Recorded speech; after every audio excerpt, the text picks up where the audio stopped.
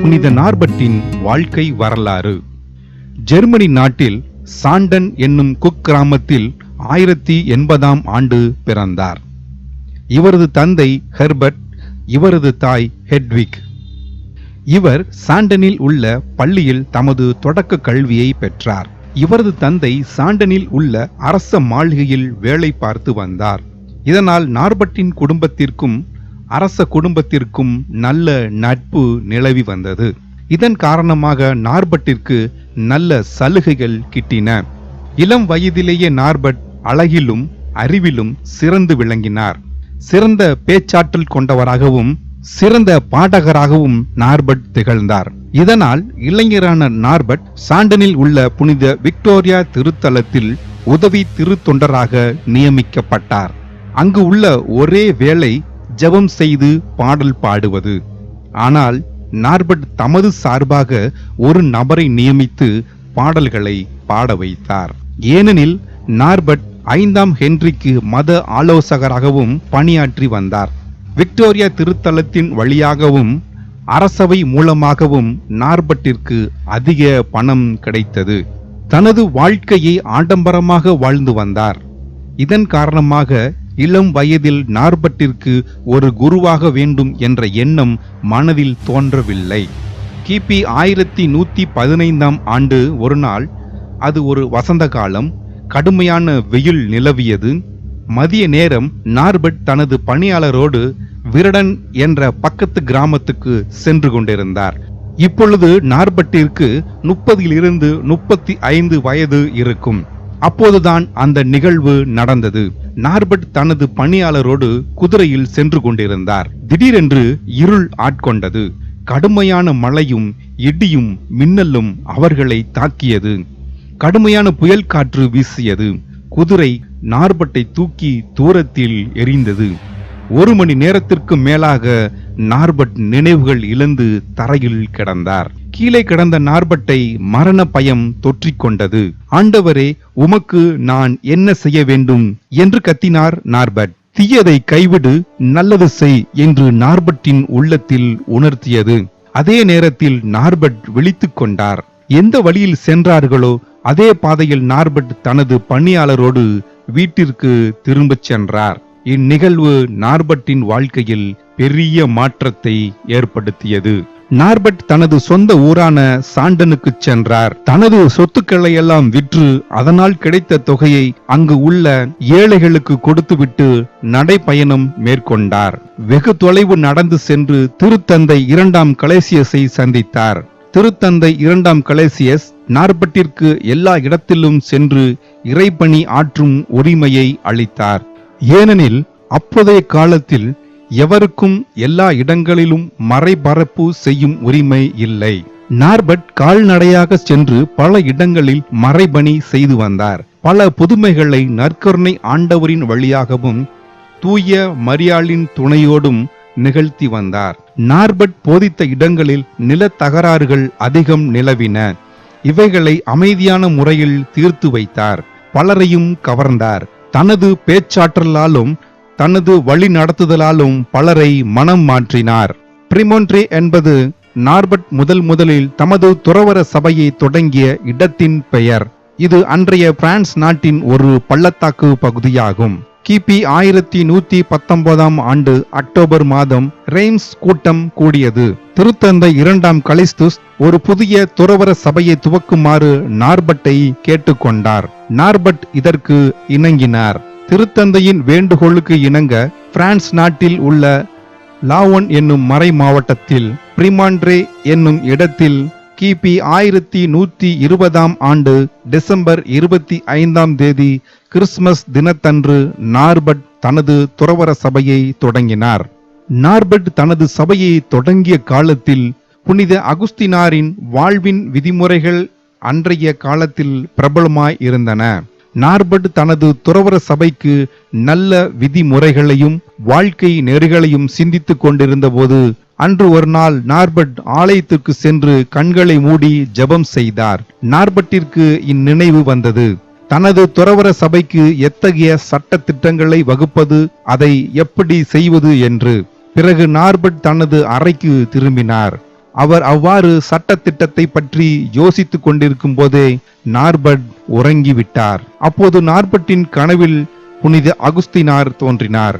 அவரின் இரு கரங்களிலும் திருச்சபையின் சட்ட திட்டங்களையும் வாழ்க்கை நெறிமுறைகளையும் பற்றிய புத்தக ஏடு ஒன்று இருந்தது.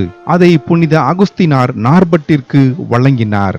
இதுவே நார்பட் சபைக்கு வாழ்வில் வழிமுறையாக பிறகு அமைந்தது. அதோடு சேர்ந்து சிஸ்டரியன் வழக்கங்களும் நெறிகளையும் தனது சட்டத்தில் இணைத்தார். இதை நார்பட்டின் நண்பரும் சீடரும் ஆகிய போசவை சேர்ந்த ஹியூக் புதிய வடிவில் சட்ட திட்டங்களை பற்றியும் வாழ்வின் நெறிகளை பற்றியும் ஒரு புதிய நூலாக கொண்டு வந்தார். இந்நூலின் முக்கிய நோக்கமே குருவானவருக்கு துறவரமும் அமைதி ஜபமும் மடத்தின் நன்னெறிகளை கடைபிடிப்பதுமே ஆகும். இச்சட்ட திட்டங்களையும் வாழ்வின் நெறிகளையும் தமது வாழ்வில் கடைபிடித்து வாழ கிபி 1125 ஆண்டு திருத்தந்தை 2ஆம் ஹொனோரியஸ் நார்பட் சபைக்கு அனுமதி வழங்கினார்.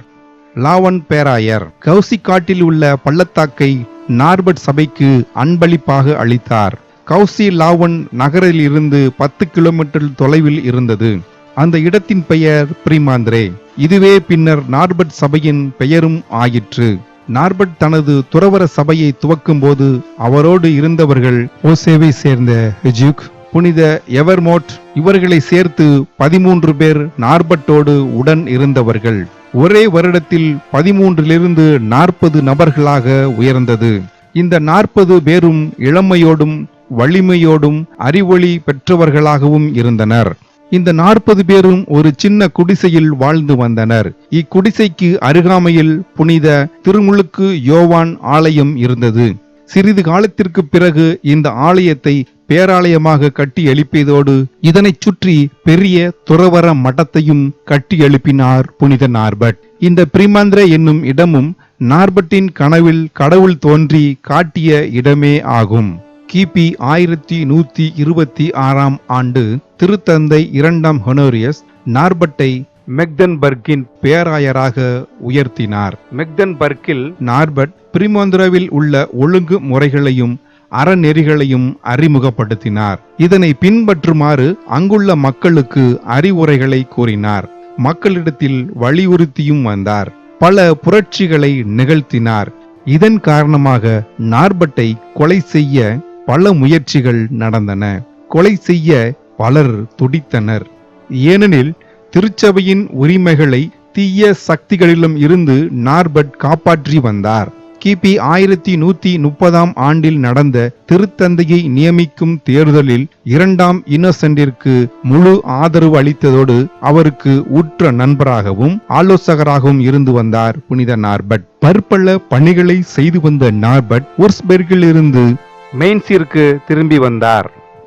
அங்கிருந்து கிறிஸ்துமஸ் விழா கொண்டாடுவதற்காக கொலோன் என்னும் இடத்திற்கு வரும்பொழுது உடல் நல குறைவால் அவதிப்பட்டார். இதனால் அவர் எந்த ஒரு பணியையும் மேற்கொள்ள முடியாமல் ஆயிற்று. இதற்கு காரணம் அவர் வாழ்ந்த கடினமான தவ வாழ்வும் அதிகமான பணியும் வெவ்வேறு காலங்களில் அவர் செய்த கடும் பயணங்களுமே ஆகும். அது ஒரு கோடை காலம். இத்தாலி நகரில் எல்லா இடங்களிலும் மலேரியா பரவியது. அது நார்பட்டையும் தாக்கியது. இதன் காரணமாக நார்பட் மிக மெலிந்து காணப்பட்டார். இதனால் நார்பட் தன் சொந்த மறை மாவட்டத்திற்கு செல்ல தீர்மானித்தார். ஆனால் லோதர் என்ற மன்னர் இத்தாலி நாட்டிலேயே நார்பட்டை தங்குமாறு கேட்டுக்கொண்டார். ஆனால் நார்பட் மிகவும் நோய்வாய்ப்பட்டு படுத்த படுக்கையாக இருந்தார். இப்பொழுது நார்பட் மிக குறுகிய காலமே வாழ்வார் என்ற மனநிலை எல்லோரிடத்திலும் காணப்பட்டது. அதனால் கனத்த இதயத்தோடு நார்பட் தனது மறை மாவட்டமான மெக்டன்பர்க்கிற்கு பிப்ரவரி 28ஆம் நாள் 1134 ஆண்டு திருநீற்று புதன் அன்று கொண்டு வரப்பட்டார். தாம் வலிமை குன்றிய போதிலும் தமது உயர் மறை மாவட்ட பணிகளை சீரும் சிறப்போடும் கவனித்து வந்தார். இப்பொழுது அவருடைய உடல் நிலையில் சிறிது முன்னேற்றம் காணப்பட்டது. அவர் யாருடைய உதவியும் இல்லாமலும் எழுந்து நடக்க தொடங்கினார். தவ காலங்களில் புனித நார்பட் சில நாட்கள் தனது மறை மாவட்டத்திற்கு அருகில் உள்ள பெர்சன் மடத்தில் செலவிட்டார். மனித சக்திகளுக்கு அப்பாற்பட்டு பல புதுமைகளை நிகழ்த்தினார் புனித நார்பர்ட். உடல் நலிந்து மெலிந்து காணப்பட்டாலும் புனித வியாழனன்று பேராலயத்திற்கு சென்று புனித எண்ணெயை மந்தரித்தார். ஏப்ரல் 15ஆம் தேதி ஈஸ்டர் தினத்தன்று திருப்பலி நிறைவேற்றினார். இதுவே நார்பர்ட் நிறைவேற்றிய கடைசி திருப்பலியாகும். இப்பொழுது நார்பர்ட் மிகவும் நோயினால் துன்பப்பட்டு மெலிந்து காணப்பட்டார். நார்பர்ட் நலம் பெற வாய்ப்பில்லை என்று பலர் எண்ணினர். இதனை நார்பர்ட்டும் அறிந்திருந்தார். ஆனால் அதனை பற்றி கவலைப்படாமல் நார்பர்ட் பொறுமையோடும் நிதானத்தோடும் கடவுளின் விருப்பத்திற்காக தன்னையே தயார்படுத்திக் கொண்டார். உடல் நல குறைவால் அவதிப்பட்டாலும் பேராலய பணிகளையும் தமது சபையின் வளர்ச்சியையும் நன்கு கவனித்து வந்தார். நோயினால் அவதிப்பட்டு படுத்த படுக்கையாக இருந்த போதிலும் படுக்கையை சுற்றி புனித மரியாளின் உருவ படங்களை வைத்து அன்னை மரியாளோடும் உறவாடி வந்தார். தான் நெடுங்காலம் இருக்க போவதில்லை என்று உணர்ந்த நார்பர்ட் தமது நண்பர்களாகிய ஹியூக் மற்றும் எவர்மோடு ஆகியோருக்கு கடிதம் அனுப்பி தன்னை விரைவில் சந்திக்குமாறு கேட்டுக்கொண்டார். எவர்மோட் நார்பர்ட்டை சந்திக்க விரைந்து வந்தார். ஆனால் ஹியூக் சில காரணங்களுக்காக வெளியூர் சென்றிருந்தார். தமது இவ்வுலக வாழ்வு நிறைவு பெறப் போகிறது என்றுணர்ந்த நார்பர்ட் இயேசு கிறிஸ்துவின் சரீரத்தை அடிக்கடி பெற்றுக்கொண்டார். ஜூன் 3ஆம் தேதி அற்ப ஞாயிறு அன்று தமக்கு நோயில் பூசுதல் கொடுக்குமாறு வேண்டினார். நார்பர்ட் பேராலய பொறுப்புகளையும் தமது சபை தோழர்களையும் அழைத்து அவர்களுக்காக சிறப்பு ஆசீர் வழங்கினார். கிபி 1134ஆம் ஆண்டு ஜூன் 6ஆம் தேதி அமைதியின் வடிவில் இவ்வுலக வாழ்வை நீத்தார். நார்பர்ட் இவ்வுலகை விட்டு சென்றாலும் நார்பர்ட் சபை அருட்தந்தையர்களின் வழியாக இன்றும் அவர் நம்மோடு வாழ்ந்து கொண்டுதான் இருக்கிறார். மற்றும் நார்பர்ட்டின் பணிகளை அவரது புனித சபை இன்றும் மக்களிடத்தில் தொடர்ந்து செய்து வருகிறது. புனித நார்பர்ட்டின் பொன்மொழி: ஓ குருவே, நீ யார்? நீ உன்னால் உருவாக்கப்பட்டவன் அல்ல, நீ கடவுளால் படைக்கப்பட்டவன். நீ இருப்பது உனக்காக அல்ல, நீ படைப்பிற்கும் படைத்தவனுக்கும் பாலமானவன். நீ உனக்கு உரியவன் அல்ல, நீ உனது மணமகளான திருச்சபைக்கு உரியவன். நீ உனக்கு பணியாளன் அல்ல, நீ மானிடர் அனைவருக்கும் பணியாளன். நீ உனக்கு சொந்தம் அல்ல, நீ கடவுளுக்கு சொந்தமானவன். ஆகவே நீ யார்? நீ வெறுமையில் எல்லாமானவன். நார்பர்ட்டின் சபை உலக அளவில் 23 நாடுகளில் பணியாற்றி வருகின்றனர். Australia, Austria, Belgium, Brazil, Canada, செக் Republic, Democratic Republic of Congo, France, Germany, Hungary, India, Netherlands, Poland, Slovakia, South Africa, Spain, Switzerland, United Kingdom, United States of America. நார்பர்ட்டின் சபை இந்தியாவில் மத்திய பிரதேசம், கேரளா, தமிழ்நாடு, உத்தரப்பிரதேஷ், மகாராஷ்டிரா, ஜார்க்கண்ட் ஆகிய மாநிலங்களில், தமிழ்நாட்டில் 4 மறை மாவட்டங்களில் சிறப்பாக பணியாற்றி வருகின்றனர். திருச்சி, சிவகங்கை, பாளையங்கோட்டை, ஊட்டி. இவர்கள் அருள் பணி, கல்வி பணி, சமூக பணி முதலிய பணிகளை திறம்பட செய்து வருகின்றார்கள்.